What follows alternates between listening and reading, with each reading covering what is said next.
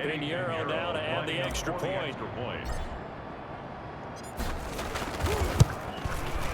And they open the lead up now to 25 points. So the defense creating some points, not only getting the interception, but then returning it to the end zone for the pick six.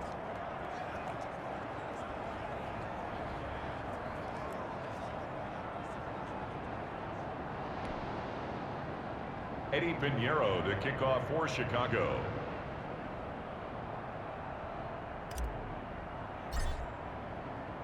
So they'll get another shot on offense following that pick six. And now the kick is away.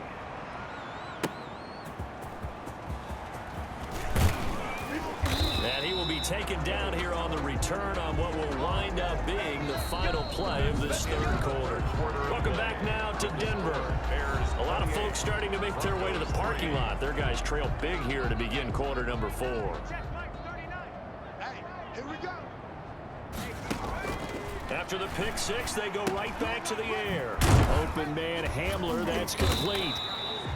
And they'll bring him down at the 27-yard line. They'll contain him to just 4. Second down. You got the big lead defensively. Willing to give him that underneath stuff, right? And this is why you work on your tackling. Tackle them after the catch, inbounds, keep the clock running.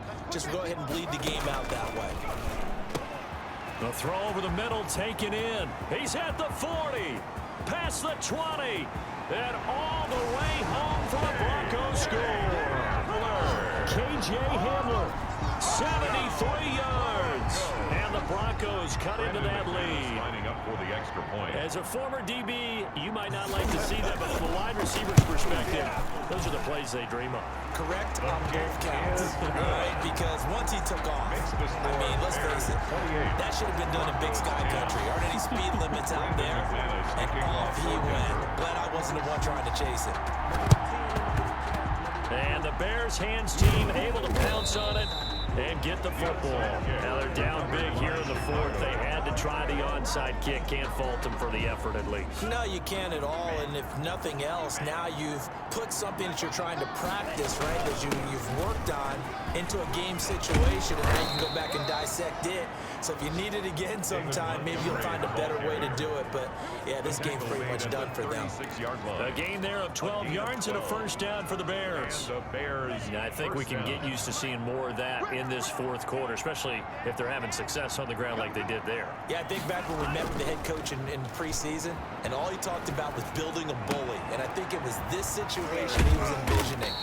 Trying to ice a game, plenty of time left, but being able to give the ball to his big runner and pound away and try and finish off a game. Well, clear running situation. Try to take time off the clock. He ran the previous play, set that play action up nicely. Boy, did they ever, because they had shown the ability to run the football. So now you lose your keys as a defense. You dive for the running play, and they hit him over the top. And he'll go down here right around the 23-yard line. A gain of 5, good enough for the first down. Now, I'm guessing you'd say this is kind of the key here. Grind out some yardage, work on that clock, see if you can continue to tick it down. Definitely, you want to bleed things out at this point, right? Continue to possess the football, gain some yardage, and put the onus on the defense. Do they have to use timeouts? What are they going to do to stop you? You're taking charge. Here's a throw out wide, complete to his running back right side. And brought down, but not before they get it inside the 10 to the 7. That one goes for 16 yards. It sets him up first and goal. This offense continues to be a hot knife through butter. 3 drives, 3 scores, and knocking on the door again on drive number 4. Back to throw here. Pass incomplete, but the flag in the backfield, and this might be a roughing call. Come on, man. Set the cover. You better do something. They're down here in the fourth, and that personal foul penalty is not going to help. No, in these types of situations, players will tell you that's extra intensity. From where we sit, it's actually frustration. Not a good play. He'll drop to throw. To the end zone, but it's incomplete. From the snap, he certainly looked like he knew where he wanted to go with the ball, but surprise, that guy was covered. So that took his attention elsewhere to no avail. They'll go again from the 3 here on 2nd and goal. escaping the pressure right. And he's able to break out of one tackle, but then quickly brought down.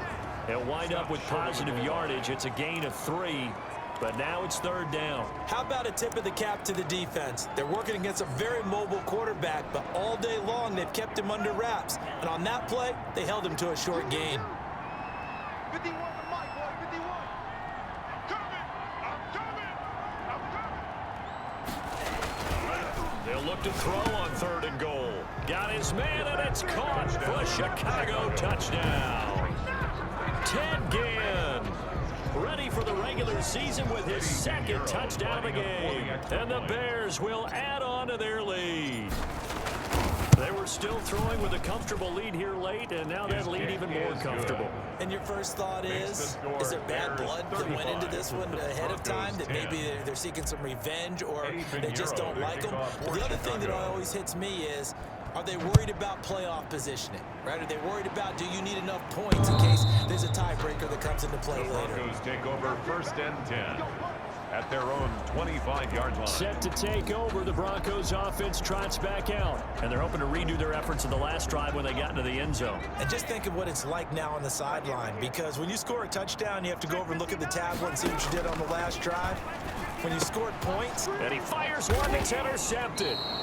Eddie Jackson picks it. And this drive will start on the edge of the red zone at the 20-yard line.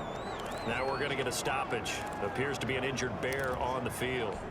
Definitely the last thing you want to see here in a preseason game. We'll be right back.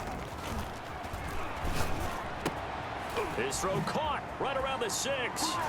And he will get into the end zone. It's another touchdown. This thing is ugly.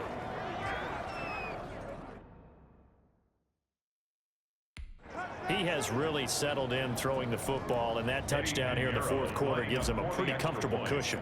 he may be a rookie, but he's playing like 4th quarter, and the QB is easy. How about this guy?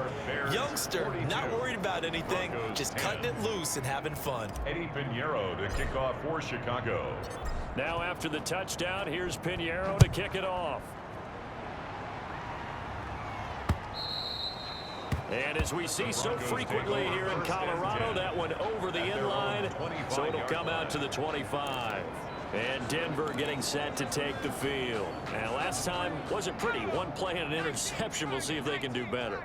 I want to see if they want to go ahead and throw the ball again now on this drive after what happened on the last one. Throw it on the first play. Give the quarterback some confidence. See what happens. Flush to his right. And he's going to keep it here.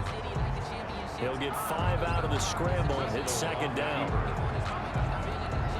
It's a gain of All on the 30. They'll come up with a 2nd and 5. Just 2 minutes remaining here in the 4th quarter of what has been a one-sided affair.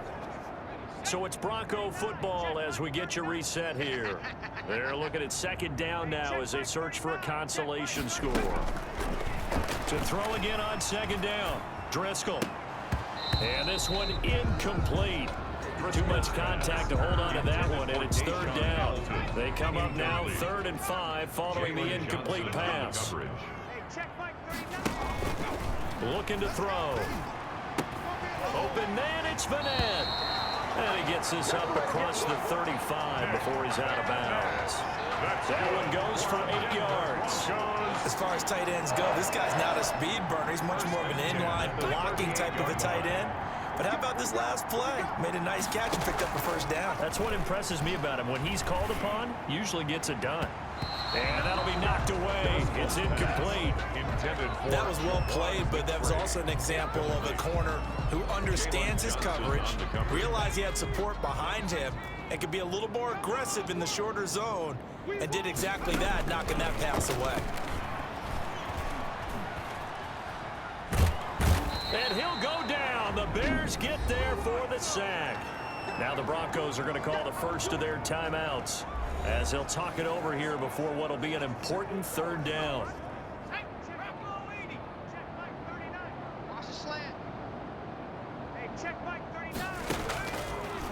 From the shotgun, he'll look to throw. He's going to let it fly. And that is incomplete. A deep ball down that right sideline, and he made sure that he put it where he